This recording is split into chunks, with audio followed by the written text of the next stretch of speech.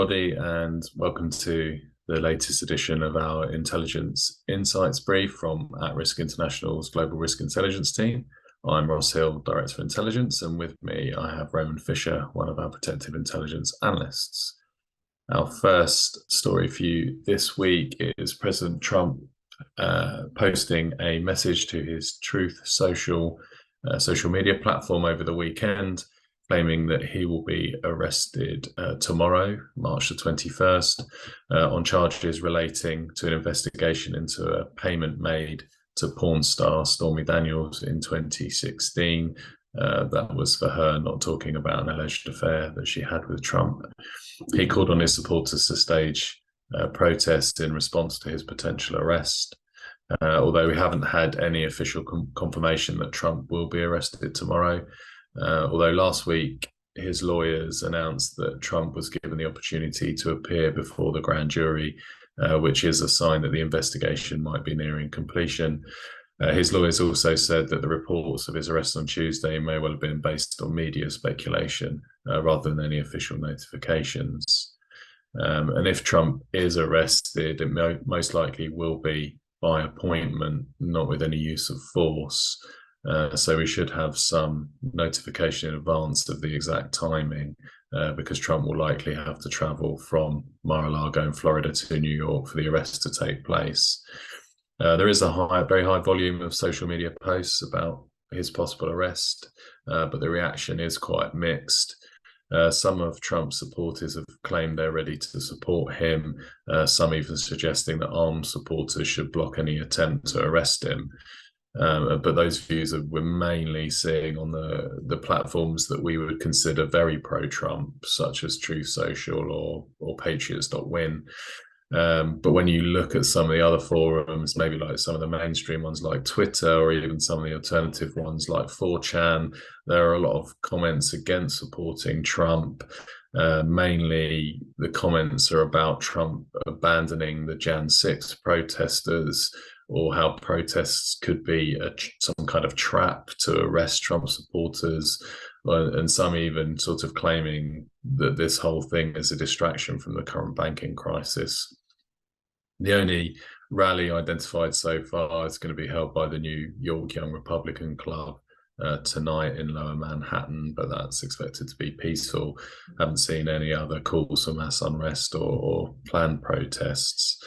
Although, if Trump is arrested, that is an unprecedented event, and he has a strong enough support base where protests would be very likely. We'd probably see some protests outside the DA's office in New York, maybe around Trump Tower, where we've seen previous pro-Trump demonstrations. Might also see some protests outside government buildings in other states.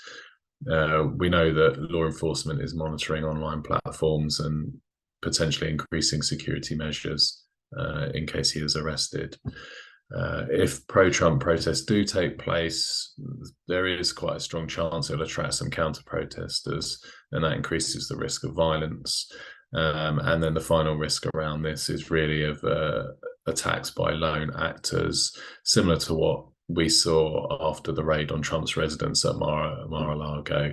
And so law enforcement officers and buildings, the potential targets, but there's really no specific intelligence to say that any planned attacks will take place.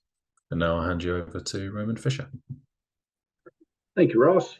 Last week, President Biden approved the Willow Oil Project in Alaska. The decision is being condemned by environmentalists who say it violates Biden's campaign promise to stop new oil drilling on public lands.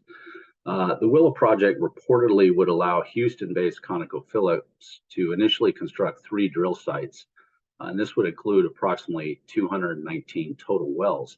All 3 sites are projected to produce 180,000 barrels of oil a day, create 2,500 jobs during construction and 300 permanent jobs. Project supporters claim Willow will generate billions of dollars in royalties and tax revenues for federal, state, and local governments. Prior to President Biden's approving the project, opposition to Willow sparked a large-scale social media campaign and a couple limited in-person rallies.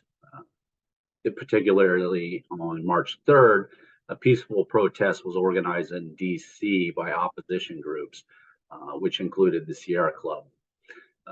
The president's approval of the project has outraged climate activists, and although no significant protest announcements have been identified, they are likely to occur in the coming weeks, especially in the DC area. Aggressive climate groups like Extinction Rebellion have referenced the project in their opposition to it on social media. However, at this time, there have been no identified calls to action by the group.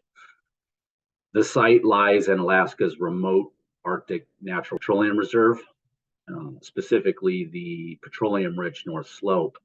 The remote site is unlikely to draw protests like those seen a few years ago at the Dakota Access Pipeline in North Dakota. And finally, overall, the project is widely supported by state and local governments. It is also supported by local indigenous tribal councils. Well, that's what we have for you today.